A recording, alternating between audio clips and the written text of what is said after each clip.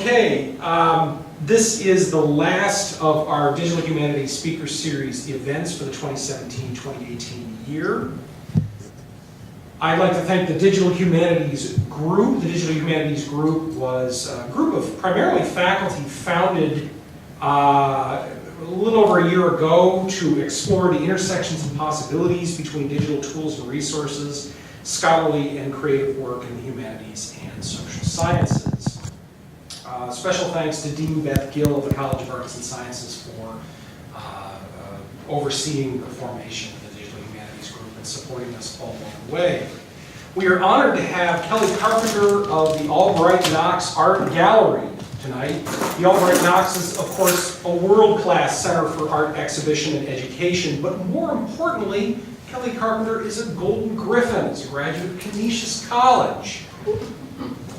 Kelly has worked at the Albright Knox Art Gallery since 2009. She began working in the IT department as the museum's information coordinator and moved into the curatorial department in October 2010 to become the museum's first digital media manager.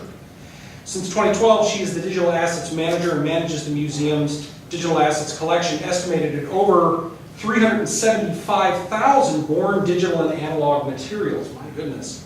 Ms. Carpenter also provided content for the museum's broad and active social media presence, so be sure to find the Albright Knox on Instagram, HistoryPin, TikTok, Twitter, and Facebook. She supports the museum's educational outreach platforms, Google Arts and Culture, Art Store, Art Resource, and Davis Art Images. Before working at the Albright Knox, Ms. Carpenter received a bachelor's degree at Canisius College, a master's degree in art history, and a master's degree in museum studies. She has worked with several nonprofit cultural institutions, including historical societies, libraries, and various museums. Please join me in welcoming Ms. Kelly Carpenter to speak with us this afternoon. Good evening, everyone. Before I start sharing some pretty cool examples of digital technology that are transforming the museum experience, I think it's important to kind of share this content disclaimer. And because of this image, most importantly, that the value of museums has and will always center on the direct experience between the visitor and the object. And being up close and personal with objects is distinctively different than any experience that it can be viewing content in a publication or online. And no amount of digital technology that I will share today is ever really going to replace that. Museums have always been and continue to be the physical destinations for the general public to visit, explore, learn, and experience art, history, and science. Museums have always been able to inspire and evoke a wonder, a sense of wonder, reality, stability, and even nostalgia. As careful keepers of culture, museums' strengths lay in the fact that they are repositories of the real things. Going back to this disclaimer.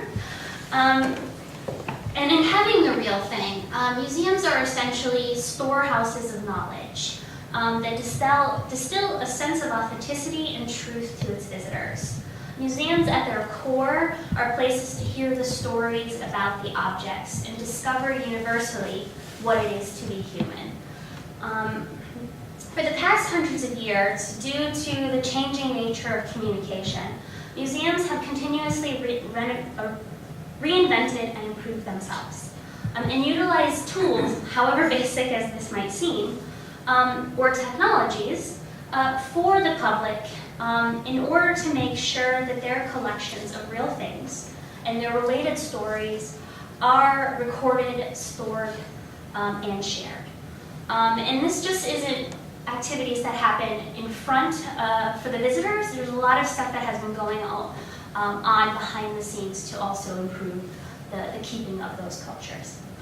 Some of the earliest examples include object labels. Traditionally, these included the creator's name, the title. Most of them along the same line as being installed directly on the frame would have just said Monet, because that really was, to some people, all that was important about it. But as technology moved forward, as visitors moved forward in time, they wanted to know a bit more. Another early form of technology that museums used was analog film. Museum professionals, like the ones up at the top of the screen, heavily utilized the transformative power of this tool. First and foremost, it helped documentation purposes. Photography was essentially the tool for everyday work for museum professionals. It supported the institution's mission to share, to educate the public. It also created better record keeping. It assisted in the preservation of items as it actually lessened the handling of objects. And it allowed for museums to see what was available on loan. Like for this example, this is from the Baltimore Art Museums. This was 4,000 Years of Modern Art. This exhibition happened at the Albright Knox in 1937. And these, the individuals, the one that in the plaid suit, I think it's plaid or striped suit, is a former director, Gordon Washburn. He was the youngest director in the museum's history, and he also was the curator for this show. So like these photographs tell a lot of information that was ultimately essential in telling the stories of museum work, but also the story of this particular object. Secondly, photography allowed for the sharing of images to visitors and non-visitors through the use of slides, transparencies, and print publications. Even prior to photography, museums like the Albright Knox have utilized hand-bound books, brochures, and annual reports to share their collections. Next up was the in-gallery tour, and I know I'm kind of giving a bit of a history lesson. I can't help myself. But I think it's really key to kind of establish what museums have been doing for the last hundreds of years, to kind of reiterate how much they've changed and were forced to change within the last 15. So the in-gallery audio tour, which I learned in doing this presentation, was invented in 1952. It was mainly invented to allow for multilingual descriptions of artworks for visitors coming into encyclopedic museums. So these devices, which are still around today, you can still rent these at Albright Knox right now, provided a recorded spoken commentary. They are traditionally free of charge, or you have to pay for a fee. But they were able to kind of give a bit more of a description than what was available on here. So again, finding ways to share information. Although digital technology had slowly and quietly infiltrated the behind-the-scenes working museum environment, and I really actually wanted to find a picture of Yvonne, but I knew she'd be in this room, so I decided against it. I'm not sure who this woman is, but she did work at the Albright Knox in 1993. So, like I said, although digital information technology slowly infiltrated behind the scenes, in the working museum environment starting in the 1970s, it wasn't until the 1990s, with the emergence of those little boxes on the desk, computer technology, and museum collection management databases, and new means of digitization, and the thing called the web, that really flipped the museum community on its head. These tools were, to museum employees, pretty innovative. I mean, think about a world where all you're dealing with is information stuck in cabinets, these file cabinets, and then you have a person who now needs to put all that information into that little box. So it probably confused and terrified most of the people who worked within the museum community. But they also recognized how important it could be.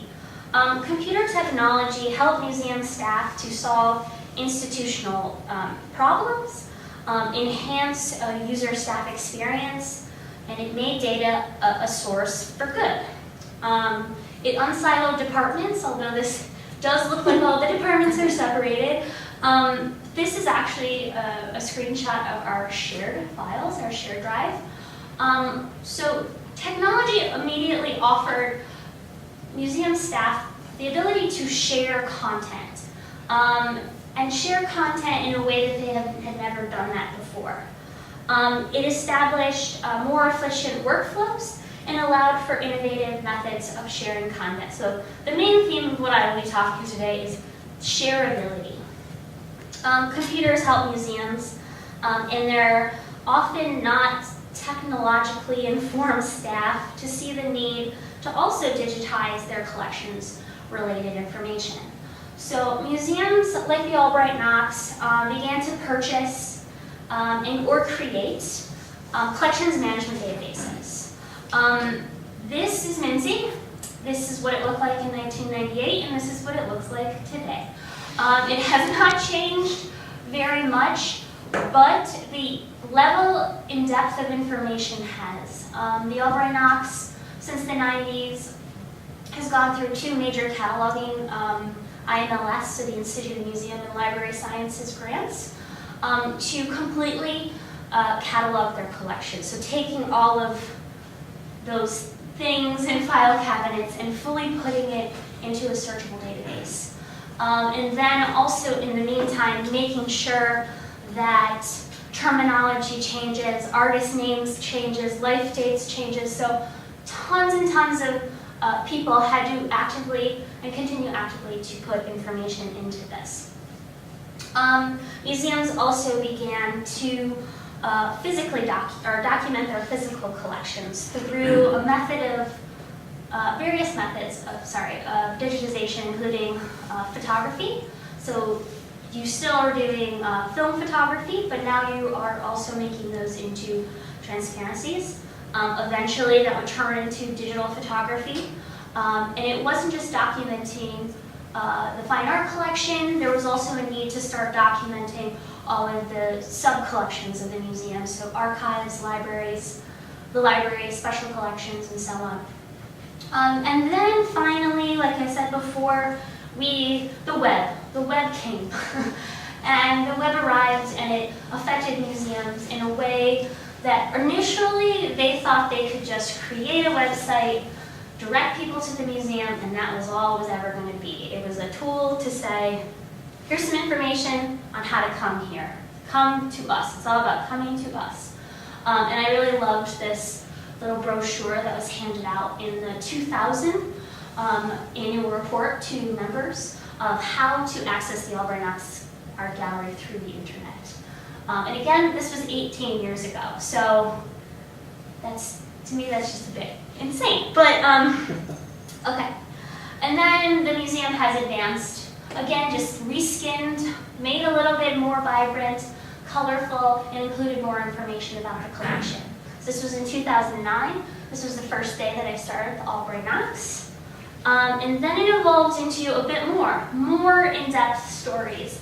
As technology advanced, as stacks grew, it allowed for more content to be shared. And then slowly but surely, as more content was being added, museums felt the need to add search the collection pages. So as the search of the collection pages expanded, they thought, well, what is the whole point of us doing this? Like, if we offer everything on the web, people won't come to us anymore. We will no longer be the physical destination that we've always known ourselves to be. So the digital technology made museums question not only their role as institutions, but it made them question themselves in the realm of the entire world. Like, are we important? Do people still need us? As the internet and more advanced digital technologies advance into all aspects of lives, where bits of contextual information and images of artwork, if we put it in here, we put the title, we put all the information about it, do we still have a role in being that authoritative institution? And the answer was yes. It took a little bit of convincing, But just as libraries and journalism was transformed through electronic media, the traditional model of modern museums needed to expand, change, and adapt, both for the staff and for the public. As museum visitors ourselves, museum staff members saw that the level of traditional access to the real thing that we had previously offered was becoming to be seen and experienced to a certain respect as inherently constricting in the digital age. As new purely digital relationships with communications emerged and began to challenge the innate authoritative voice of the museum, we were challenged ourselves to begin to blend the physical and the digital. And a lot of us, not all of museum staff, but a lot of us were very, very excited about these possibilities. We were encouraged to create new ways to enable our visitors to see and feel objects in ways that both maintained and expanded the primacy of the shared physical museum experience. And we discovered through many rounds of trials and errors, the key was to begin to tell human-based stories. Institutions no longer could be stuffy destinations. They had to be driven and led by the human voice. So it was essential that museum staff became those human voices. Because essentially the objects that we had were made by humans, they tell the story of humans, and so it made sense that we all changed the way that we were communicating to start speaking like humans. I share this slide because this image made the rounds a few years ago, and people were appalled. They were appalled. How can these kids come into museums and look at their phones and not look at the art? But the fact is, they were actually, looking at both. They were looking at the museum's app, and I don't want to get too far ahead of myself, but it's essential to start thinking about if you interact with someone in a museum and you feel like they might be a bit distracted, they might also not be. They might be actually fully engaged with something that you just are not yet aware of. So, before I get too ahead of myself here, so with and also without institutional support, museum staff members, including myself and some of my colleagues at the Albright Knox, started to incorporate innovative digital approaches, both on-site and online, to remove that barrier between the public and the stories about our collections. So we put a lot of time, not much resources, because not much resources were given to us, into this continuing acceleration of the digitization of information that was apparent everywhere. So pushed by our staffs, museums began to re-examine their educational missions in light of new technological possibilities and figure out how digital connections and strategies could further that mission. It made sense that as museums defined their strategies for digital, that they began to focus on ways of using technology to enhance the aspects of exploring the museum on-site and online, but also using online on-site, if that makes sense. It was at this time that museums, their overarching strategic plan, staff titles, and even their collections just included the word digital. And I think this needs to be stated that my title within a museum, not just at the Albright Knox, but all throughout the museum community, is less than 10 years old. Having the word digital in your title has only come up within the last 7. And just to put a bit in perspective, the fact that we even created a digital assets collection in 2010 is like a crazy abstract thought. I don't know if we even knew what we were kind of getting our hands on at that time, but we did. The digital assets collection is an official collection of the Albright Knox.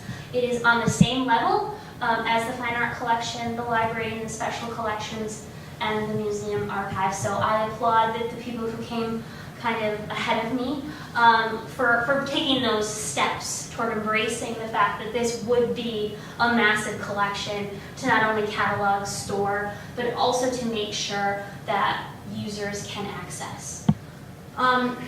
So behind the scenes, this was kind of all happening. Museums began to implement better content collections and digital asset management systems. This is Piction. This is our digital asset management system, BAK. We've had it since 2014. Currently, it has images of 7,563 artworks in our collection.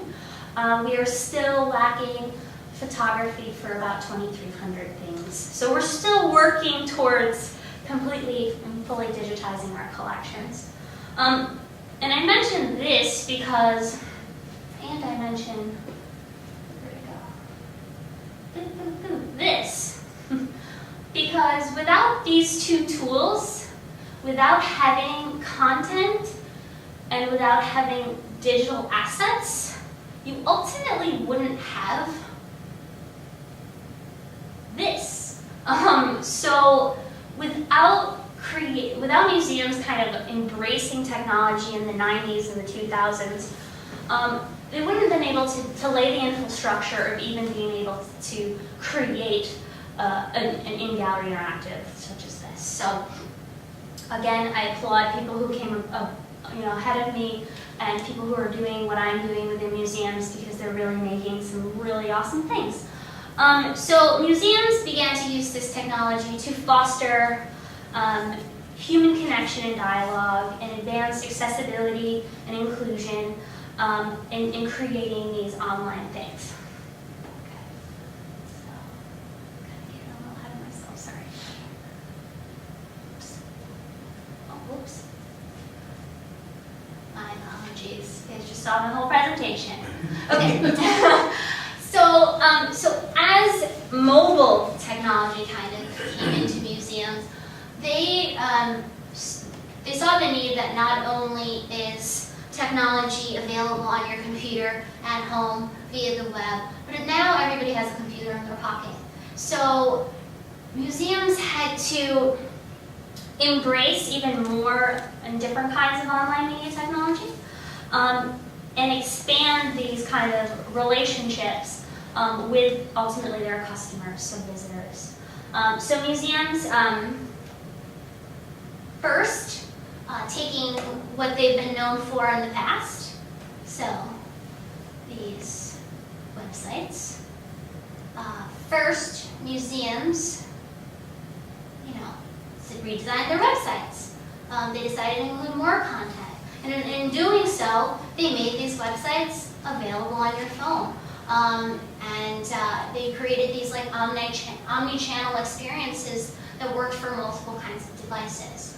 And to kind of expand the reach even farther, so we have websites, websites, mobile optimized websites, and then you also have expanded collection pages, so more content as always. Then museums started to embrace social media platforms like Facebook, YouTube, Twitter, and Instagram. At the Albright Knox, and I don't mean to keep talking about the Albright Knox, I just know that because obviously I've been there for a while, but we created a digital engagement group in 2010.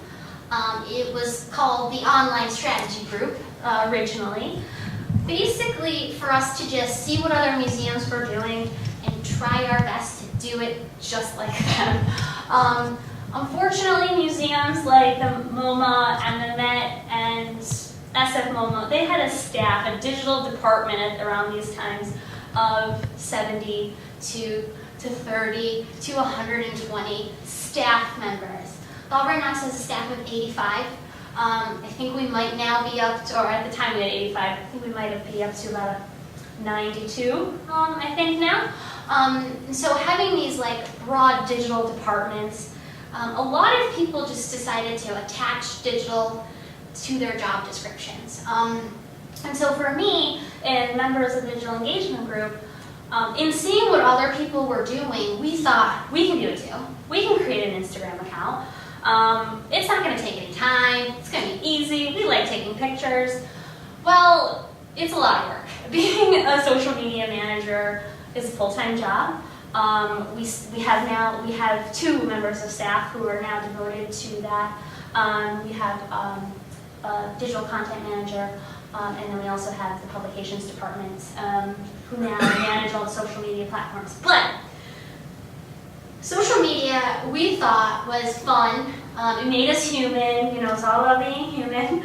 And we thought it was also a way that we could create, unlike all these things before, which were one-way communication. We thought that we can finally create a dialogue with our visitors to kind of see like what they want out of a museum, what they expect to see when they come and visit, and also like build these connections, build ultimately super fans of the Albright Knox, people who would then take our content, share it on their social media platforms, and we would take what they shared and shared it on ours, and continue this like ball of momentum of building connections with visitors and ourselves. So rather fighting Facebook and YouTube, museums were acknowledging that these services, you know, are ultimately the new culture. Social media. Social media is really fun. I used to run the Instagram account officially. That was just like part of my job. It made sense. I manage images. It made sense to manage the image kind of social media platform. I no longer do it because I have to do this stuff, which I love this stuff, don't get me wrong, but this is also really fun too. And then at the same time, social media platforms were allowing museums, like I said, to understand the visitor experience. We knew everyone loved the mirror room. We knew that everyone wanted to go into this. This is Lucas Samaras' mirror room. And we knew that everyone wanted to go into it, take pictures, so we decided to come up with campaigns that pushed people to take pictures, and then we would share it, because everybody loves to be shared on social media platforms. So in doing that, we figured out that people like this, people want to come just to do this, and it allowed us to know that next time the mirrored room's up, we're going to do the same campaign again. So we were learning stuff from that. And then, websites, social media, in-gallery technologies allowed us to know kind of what wasn't working as well. Next up is, this is Art Lens. This used to be called Gallery 1 at the Cleveland Museum of Art. I mention this because this is kind of what I would love to have at the Albright Knox. It's kind of on my wish list. This was a $40 million project. The Albright Knox is never going to be given $40 million to do something this great, but what's key to important is to know that the programs that run this system are programs that we have at the museum. So our collections management system, MIMSI, is the content management system for this, and Depiction is our digital asset management system, just as the Cleveland Art Museum. So all these technologies allowed for projects such as these. I'm not going to go too far into detail about it. I could geek out about this. Yes? What is that? What is this? So Oh, what sorry. are you looking at? This is what we are looking at. Yeah. So our lens is not just this wall. It also is an app. It's also an entire immersive experience. So you can dance with art, you can put yourself in art. There's tons of levels of interactives within this, but this was the first push of the Cleveland Art Museum when they created this. And it's ultimately a 40-foot interactive multi-touch micro-tiled wall, so everything is touch. It displays all of the art in real time that is on the wall at the museum. So since Cleveland is so big, they have between 4,200 and 45 artworks on their wall at any time. And this is constantly updated. So if something goes out on loan or if something is shifted and moved, it will tell you here. When you walk into the museum, you can click on it, it'll tell you where it is in the space. It'll tell you full descriptions. It'll also allow you to create a curated list of where the artwork is, so you can then go on a tour yourself. So it was a completely immersive experience. They also have collections within them. So does that kind of answer your question? Sure. Just follow up with one quick question. Do you have to actually be physically present in the museum to access this, or could it be accessed digitally at a distance? At this time, no, you had to actually go into the museum. But now they have the app, the ArtLens app. So it took the trial and error of figuring out that this worked and people wanted this before they launched into the app. So you can download it, you can experience it similarly to what you would in the museum, but I don't know if it has every level that is available on this wall. Anybody else have any questions? Because I know I've been rambling for a while. I'm going off on some tangents here, but I hope the tangents, express how enthusiastic that I am about digital technology in museums. I have lived by the motto, proceed until apprehended. It hasn't always helped me. And speaking of taking over the Albright Knox's Instagram account, the marketing department did run it. They had a picture of a snowman that one of their employees just took on their way out of the museum one day. And it remained the only image on their Instagram account for 4 months. And I was like, well, if you're not going to use this platform, maybe we should delete it, or maybe we should just use it. So we started doing Throwback Thursday posts, we started sharing content from exhibitions, and then it's like grown, and I don't know exactly how many followers we have today, but I think it's probably, I can look. It's probably over 20,000 followers.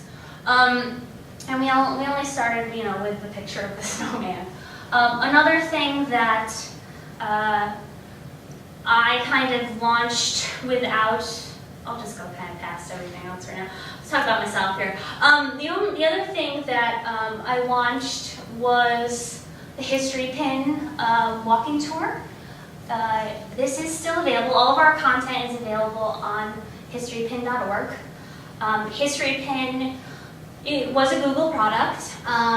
It's no longer owned by Google. However, it utilizes Google's technology of maps, and it allows you to pin historical photos and content to Google Maps so that then you can create walking tours and kind of also pin your family vacation photos. And so you have this kind of record of photos with location. So I had learned about it at a museum conference.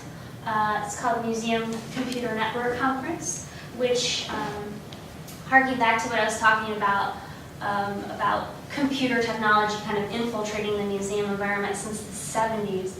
MCN just recently had their 50th anniversary conference. So museums and technologies have been working together for quite a long time.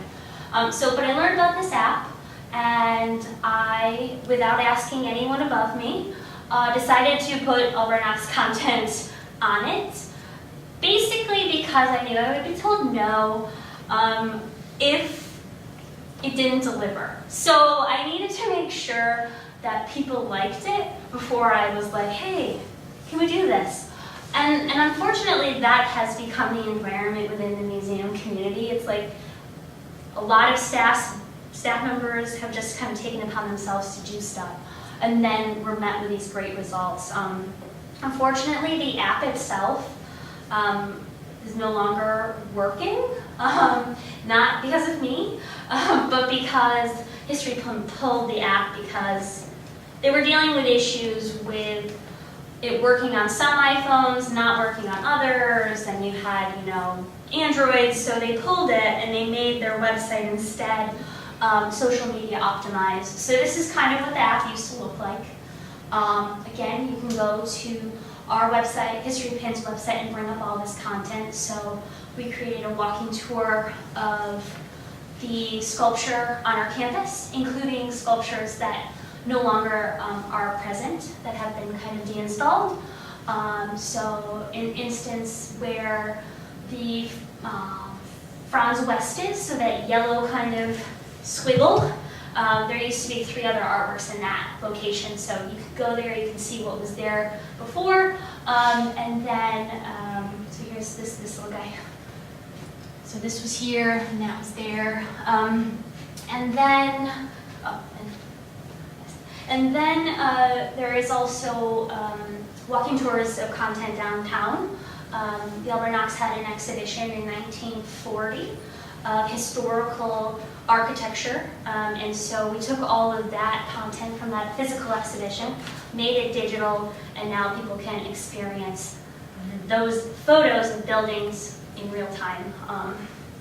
So there's that. Other kind of apps that museums have done, these are kind of some of my favorites. This is the American Museum of Natural History. This is their Explorer app. This is one of 9 of their apps. Albert Knox does not have an app, so let me just kind of reiterate that. We took some bad advice 6 years ago. Everyone was like, apps will die. Don't invest money in an app. So we did it, and now apps are everywhere. So it's fine. We made our website mobile optimized, so it's all good.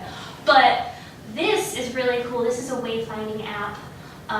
It allows people to kind of pick and choose, like a choose your own adventure, and then it will direct you to those objects around the museum. There was also kind of more beautiful apps like the Met. This is probably the most gorgeous app I have ever downloaded. It will show you everything, all of their entire collection, if photos exist, obviously.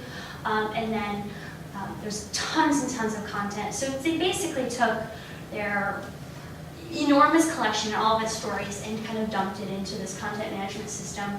I don't know how it doesn't crash on a daily basis, but it is the Met. They have 120 employees in their digital department, so they can do cool things. This is Ask. This is the Brooklyn Museum. This is pretty cool. You just kind of can ask a question, and in real time, experts will answer them. So if you're like, hey, where's the bathroom? Someone will tell you, or find a work, send us a photo, and we'll tell you exactly more information about it. So again, it's becoming not that one-to-one, like us shouting at people, it's becoming social media and apps have been able to kind of create that dialogue between visitors and the staff. Again, there's me. Other kind of directed experiences. And the BYOD, which I didn't even tell you guys what that was, I'm sorry, that's bring your own device. So you have like ArtLens, that in-gallery interactive that is there for you. But because cell phones are everywhere, a lot of museums created the bring your own device directed experiences. So kind of like the Met app, kind of like this. We didn't supply people with devices. We just fully expected people to use their own. Plus it's cheaper that way. It ultimately will always save you money. Then you have the BYOD directed experiences like this. This is the Google Arts and Culture page. This is, I believe, St. Paul's Cathedral. This is augmented reality. This is pretty cool. Google has been doing this since 2011. I should have brought up the actual app, but you can explore the physical space anywhere that you can access the web. And it's all kind of, again, based on Google mapping technology, but they actually physically had people come and document this space similarly to the way that they would drive the Google car down the road to kind of map it out. Next up is educational ongoing experiences. The Albright Knox, just as of the end of February, we launched our own Google Arts and Culture page one day when we reopen the building after we expand. We hope to kind of create some of this augmented reality within the space so that people from around the world can come and see the museum. So not only has digital technology changed the way we communicate, it's also changed the need for us to be that physical destination. So although, again, I gotta go back to the disclaimer, never gonna have the same experience unless you come and stand in front of works of art. But we are now aware that there are millions and billions of people that will never come to the Albright Knox. And that shouldn't stop us from sharing the valuable assets that we do have. So we launched our Google Arts and Culture page. This is my new baby. It used to be my baby, and now this is my baby. We launched it with 75 artworks. It might not look complicated, but if anyone has ever made a website in the room, it's not easy, and it is not easy working with Google.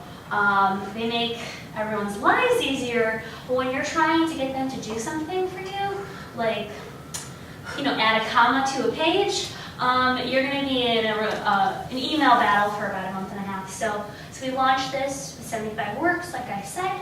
At the end of this month, we're going to probably offer 75 more. We're creating online exhibitions, and I'm going to share something with you. Please don't tell.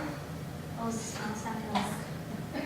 Please don't tell Google. I've already received one email from them. I was interviewed by the Buffalo News, and I talked about the Frida Kahlo project. That is why Google asked us to actually participate, because of this beautiful painting right here. And I mentioned it to Colin Dubkowski of the Buffalo News, and Google sent me a very stern letter. We haven't launched that yet. You shouldn't be talking about it. And I was like, oh, well, you didn't tell me, so I was supposed to know. So I am going to share. I'm going to share if it'll let me. Oh no. It's probably because I'm not on my own computer. Let's see. Oh, I didn't think about that. I'm sorry, guys. Actually, let me just get on my computer real quick. Because I can just hold it up. See, this was 6 months of looking at this. It was pretty frustrating on a daily basis. I was like, why is our page not launched? Oh, you have to do this. I already did that. No, you didn't. I was like, I did that. So it's pretty annoying. Let's see. Sorry. But it's worth it, believe me. You could probably hitch that into the podium like you had before, and then hit Oh, laptop on the little glass screen if you want to go with it. Let's see. Either way, it's fine. Does anyone have any questions while I set this up? Anybody have any thoughts? No thoughts? Anyone want to get a snack? Anyone want to leave? It's okay. I would understand. Are you paying Google, or is this something that they provide as a public service, similar to what they do for education? We do not have to pay. We do not have to pay Google to. Let's see, this one. It's giving you a second screen, so you'll probably have to either duplicate screens or drag the window to that screen. Either, whatever's easiest for you. All right, so again, she's awfully pretty. But yes, we did not have to pay Google. The only condition was we had to supply them with, and I sigh because it's a lot of work. We had to give them 150 artworks. We had to supply them with full cataloged artworks, full descriptions, bilingual descriptions. We had to give them artworks that were completely free of copyright because Google will not pay for copyright. So since the majority of the Albright Knox's collection is abstract expressionists, that's what we're most known for, that's what we want to always share. we were restricted by third-party copyrights, artists, estates, and then Big Bad VAGA and Big Bad ARS. They are third-party copyright brokers that usually make museums pay a lot to share images. So I think you can talk about copyright. There's of course not enough, of course, but just because you own an artwork does not mean you own the intellectual property of that artwork. We constantly are seeking clearing of copyright, and so in order to participate, I had to clear all 75 of these, and I'm going to have to do that for the next 75. So we're going to have to pay money to estates in order to share our collection on this site. So let's see if I can turn around mouse. So this is really fun. This is the in tour, or the in painting tour that we created. And let me see. Where the mouse is here. So basically it allows you, by clicking, to zoom in on parts of the painting and then learn information about it. This was probably one of the funnest things I've made in a really long time. It took a lot of time to figure out how to actually do this because Google was not very helpful. They're like, you can figure it out. I'm like, I don't know anything about this, but okay. And so it really is fun. And we hope to do that with several of the other 75 that are coming. It works super well, obviously, with portraits, with a lot of detail, but I'm thinking of like our Delaunay that has a Ferris wheel in it and a plane and it's telling a story. You can also share other content that has to do with these. So I know it might not look like a lot, but it was a lot of fun in making this.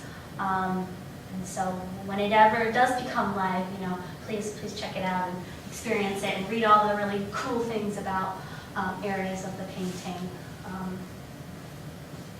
So let me see if I can get back now. We'll just share just a little bit more because I'm kind of running out of time. Each of the computer on a little glass screen there. Sorry. That's all. That'll get you back to. Yeah, back to the Google error.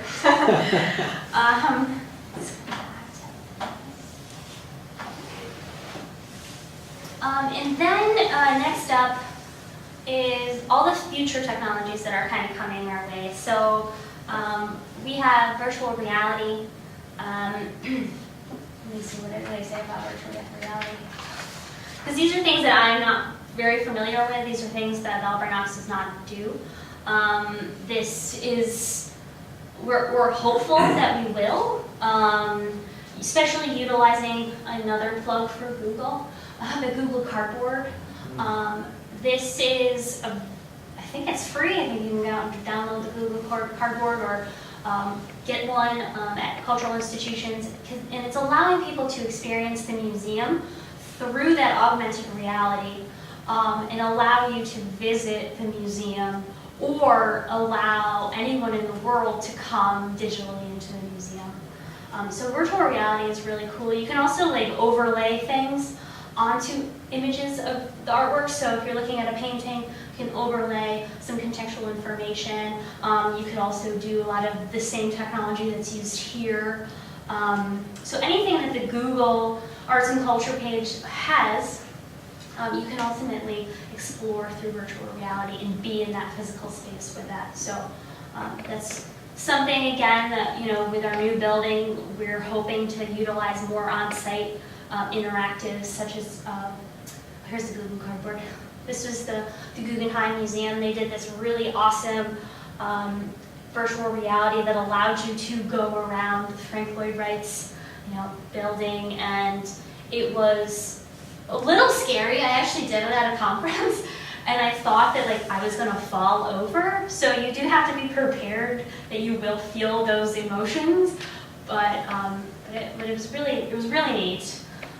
Again, you're still limited by copyright restrictions, so if If you see a fuzzy painting on a wall in virtual reality, just know it's because the museum didn't clear the rights or weren't granted the rights.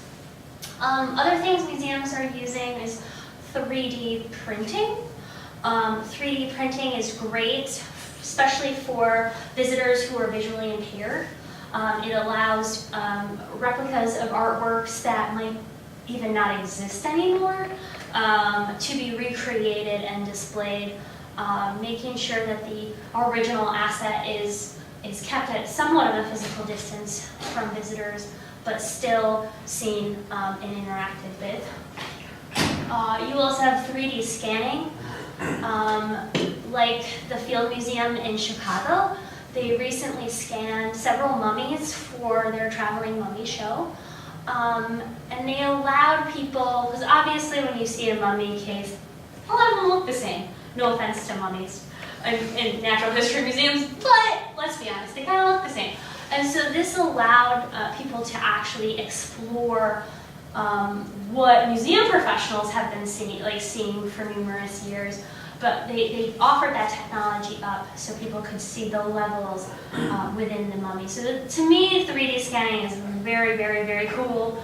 I think it'd be great within art museums to see, because we have several paintings in the collection that have been painted over other paintings. So that would be kind of interesting to be able to kind of find that, find artist strokes, find artist signatures, and so on and so forth. Obviously, what they're doing is really cool, and this can be utilized in science museums, history museums, and so forth. And then finally, robot tours. I kind of like them. Robot tours have are now semi-replacing in-gallery tours. It allows museums to have an educator from anywhere in the world be present within the museum setting through Skype. So the American History Museum, and let me just make sure the American Museum of Natural History recently tried it out inside their Northwest Coast Indians Hall, so not the same photo because I couldn't find the photo, and to beam an indigenous member of a remote Native American community into the museum to talk with a visitor. So bringing someone who themselves, so they're now bringing a voice from outside of the museum, bringing that into the museum, using technology to then share with people. So again, it's all about this change in communication. And I think that's kind of all. I want to leave you guys with this. Second disclaimer, I love museums. I've loved museums for a very long time. And I would never want to change essentially what a museum is, but I feel like digital technology makes museums sustainable for the next generation. Museums, side note to all the museums out there, I think they need to continually actively learn, change, and grow, and become even more so than what they traditionally are. And I think with technology, museums have the power to build empathy, inspire positive change, establish public trust, foster meaningful discourse, especially in this time of discourse, disinformation, fake news. I think on online trolls and bots and all that sort of stuff that the museums can use communication to foster something good. And I think museums, if done successfully, can become a leader in the digital realm because they have so many stories that they can tell. And I think that if people are looking for careers within museums, look digital, because no matter if you are a curator, no matter you are working in the accounting department, you need to know what these tools can do to help you do your job, and you also need to know what other colleagues at your institutions are doing.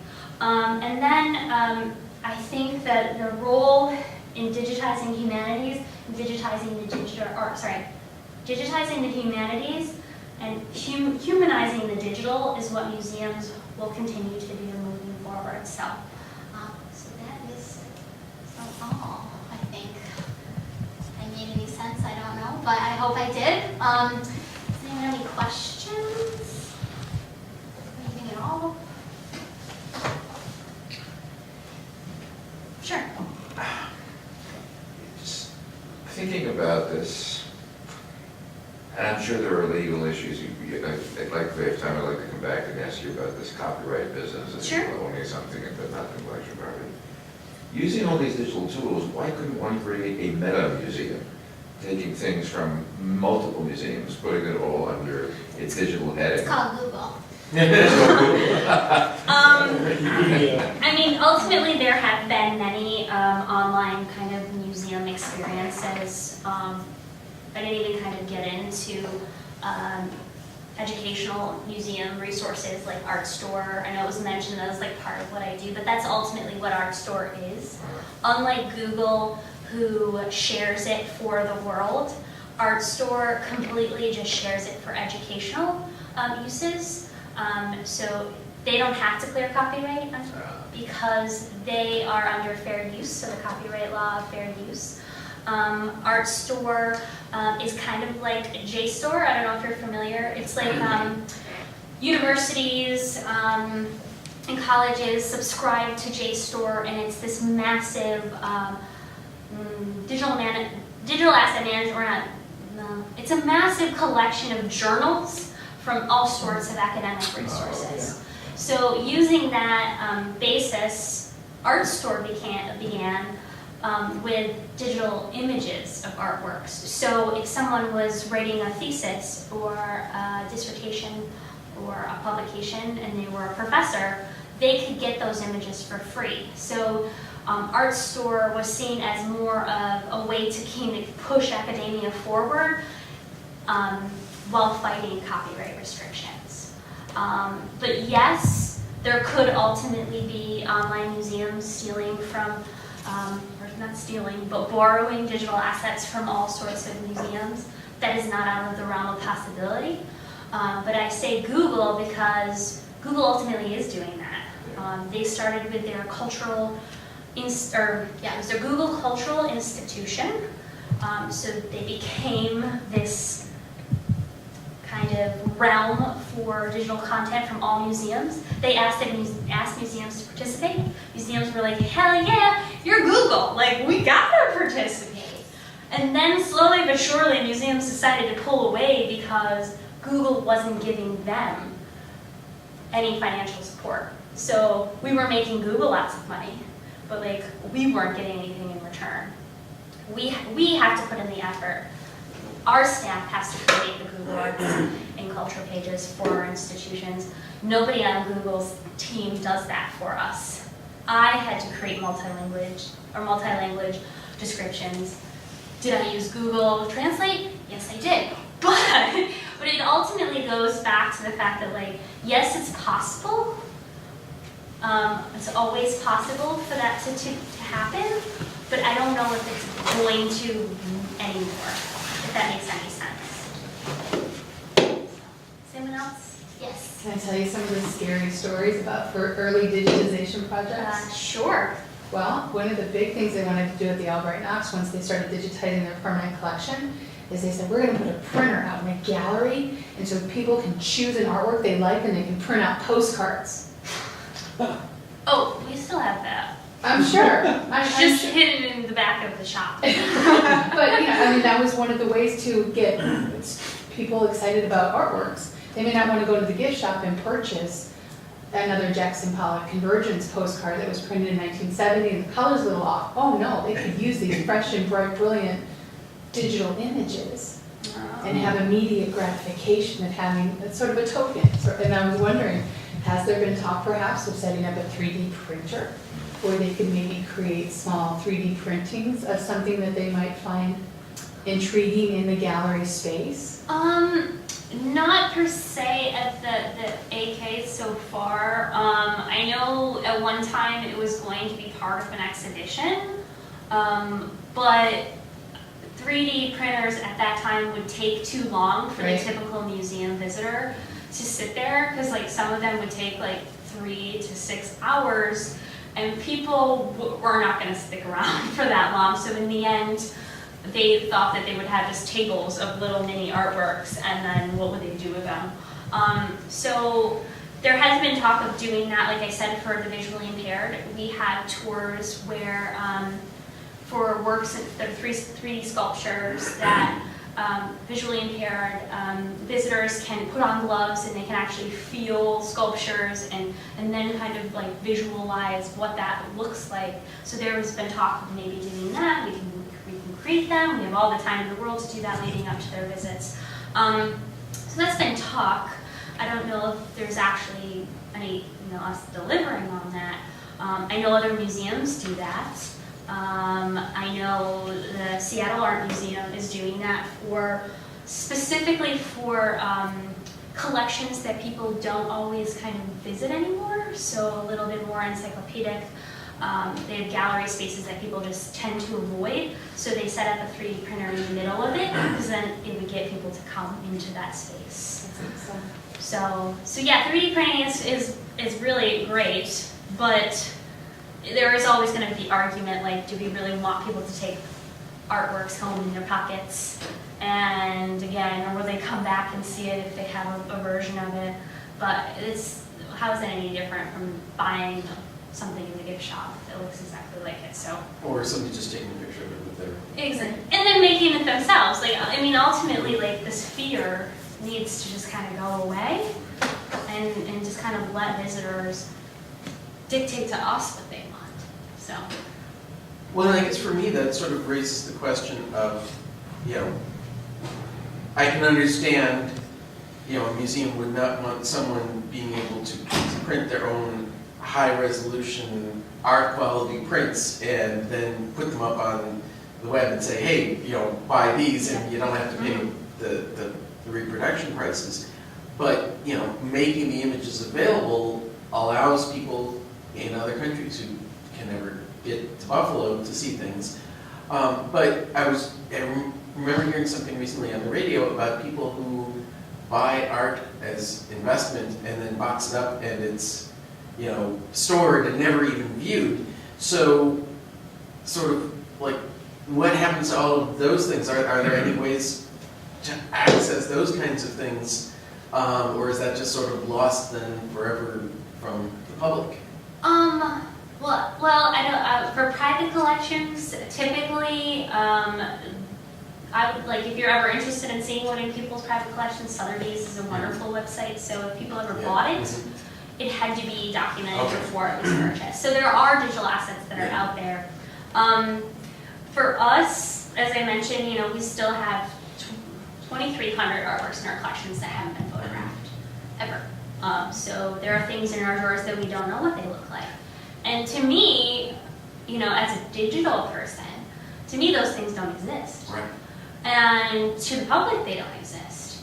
And to even our curatorial staff, they don't exist. Because if you can't see it in a database, you're not going to pull it for a show. And so that's why since 2009, since I was hired, and one of my jobs is to get the collection documented, as it comes in, as it goes out, in all sorts of realms, is that that number hasn't decreased that much since I started. It was 3,300, and we bought a lot of art since then. But because things weren't seen, they weren't put in exhibitions, they weren't taken out on loan, because someone's not going to take something if they can't see what it is. And so there is always going to be that level of kind of miscommunication, because people aren't going to just say oh yeah, that Rembrandt print, that looks great, I'm going to put it in my show, because they're not going to know ultimately if it's actually going to add value to their exhibition or not. And with that, obviously becomes, if things aren't pulled, if things aren't photographed, our website, I don't know if I can bring it up, basically our website has a lot of things on it that, let's see. Bring it up here. No? Maybe if you go to presentation on the bottom. Oh, thank you. Thanks. So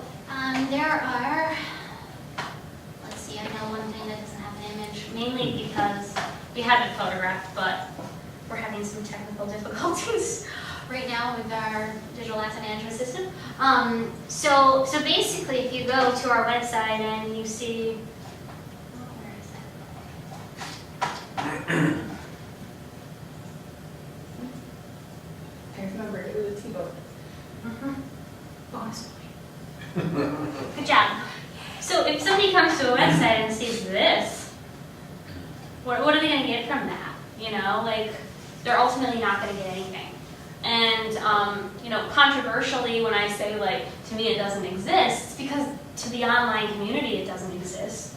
To the physical community, it's not going to be told, they're not going to be put up on display.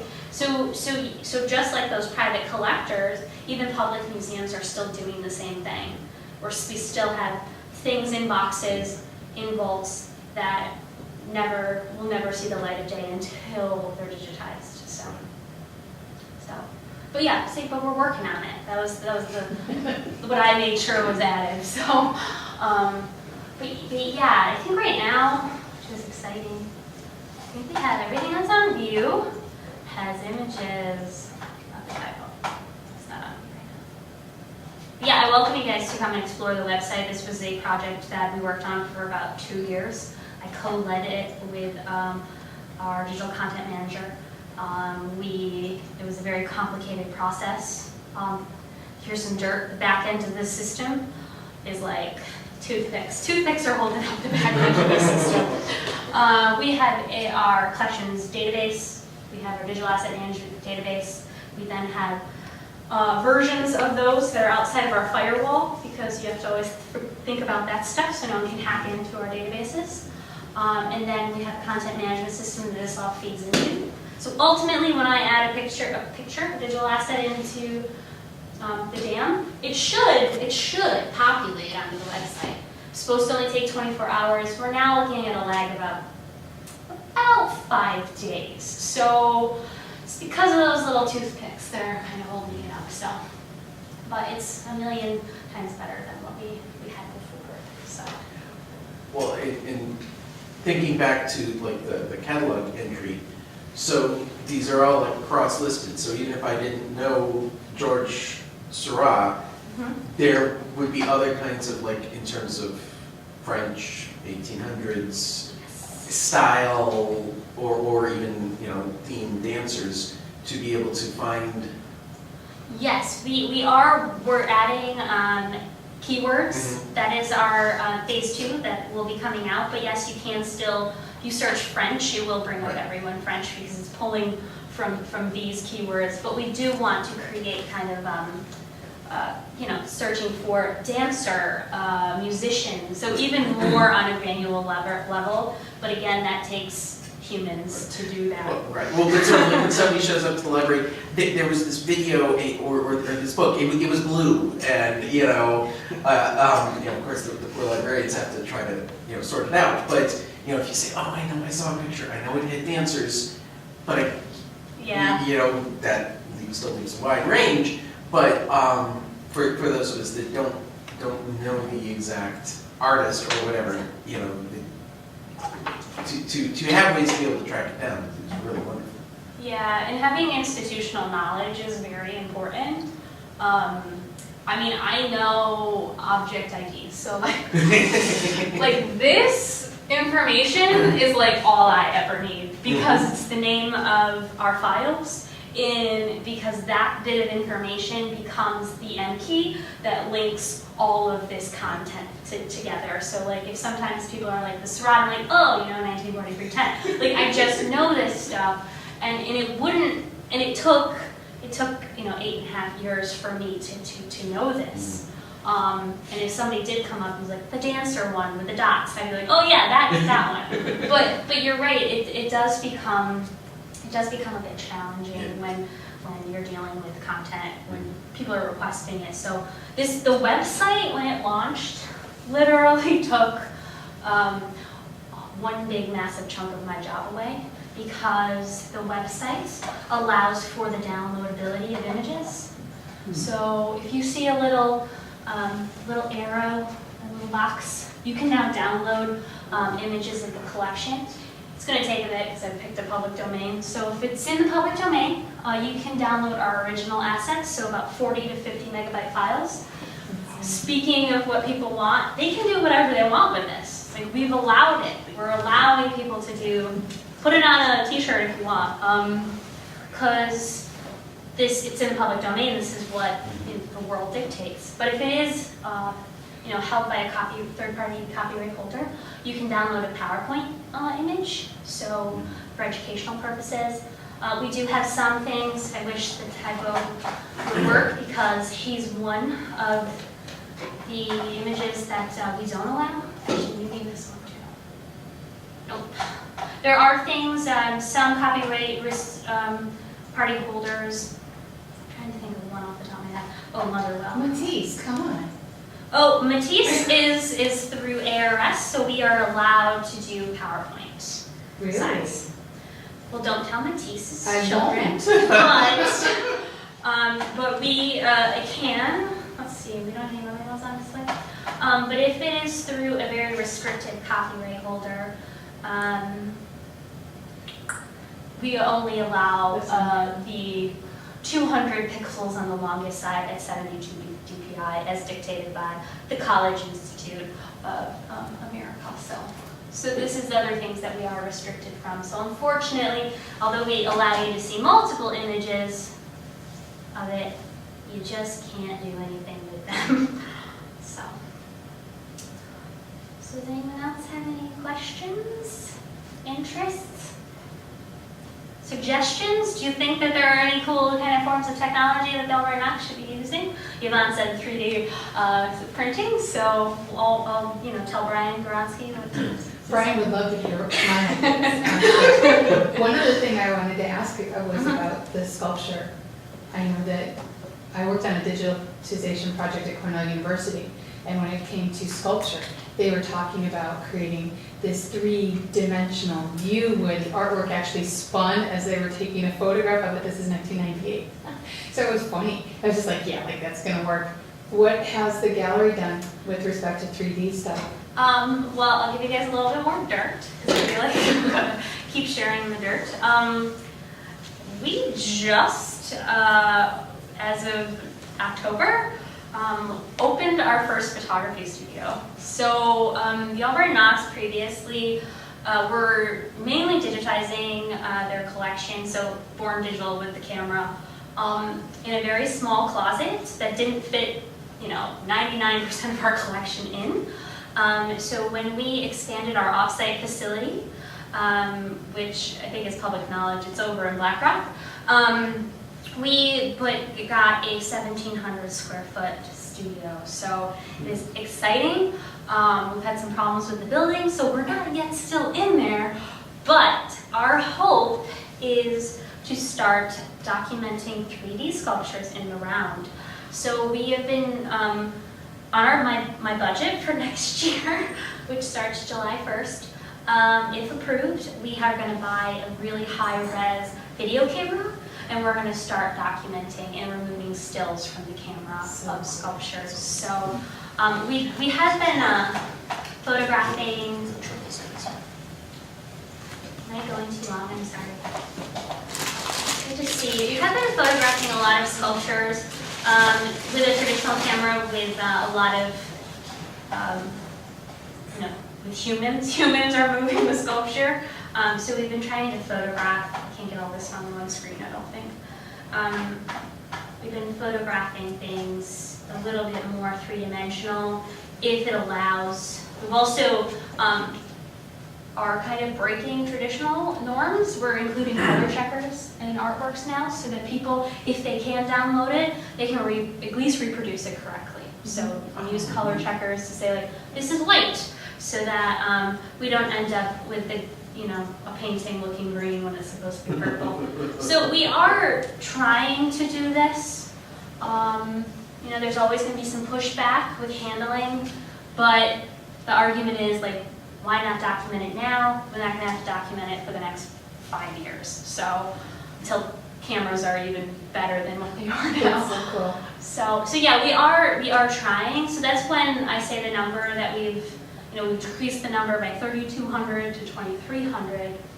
It's not just because artworks are coming in the collection, but it's also because we have to redocument things over and over and over. Since I started, we've gone through 2 cameras, we've gone through box lights, tungsten lights, strobes, and we photographed the Matisse 6 times. The Matisse Notre Dame, we've had to photograph it because not only we didn't have a controlled environment, a photography studio to shoot that in, we had to fight the lights in our gallery spaces, which never match, which if it's installed in the 62 building, so the Bunchak building, it's yellow lights. If it's installed upstairs, they're blue lights. So like we've always been fighting that, and I think we're finally kind of happy with the images that we were able to get. So That's great. so lots of fun stuff. So folks, we have plenty of food. Why not stay and continue the conversation? I think we all find it a fascinating journey that you've had at Albright Knox. Very important one too. So, and I think we have a new motto for our Canisius students: proceed until apprehended in being women and men for others. I was going to So- include a slide that has like the Hamburglar on it because like that's basically like it's on my desk always, proceed until apprehended, but like it is just push forward because it's important to do things that, especially if you like them. If you like them, just try it. So. Absolutely. Thank you.